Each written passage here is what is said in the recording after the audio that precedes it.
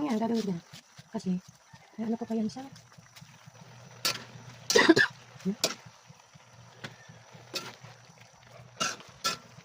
Tinimplang ko na guys. Kunti lang tuyo kasi yung ano lang yung tuyo. Yung gulay sa pansit. Lipat muna natin guys, ang dami kong gulay. Yung tubig guys, pinagtagaan ng manok. Saka 2 cubes. Saka, lalagyan natin ng toyo. Siyempre may paminta. Titikman mo na lang kung tama sa lasa bago mo ilagay yung kanton. Yan, kanton na lang.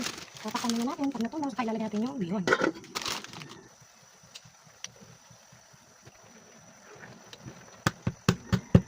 Binabad sa tubig para lumambot na.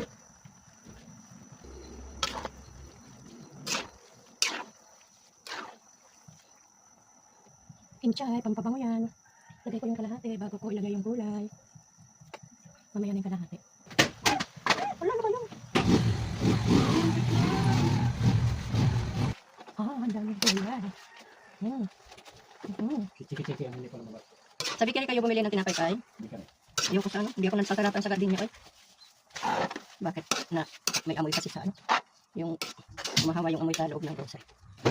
Ayan na, ang aking pansit. Maghapon na to. Pansit.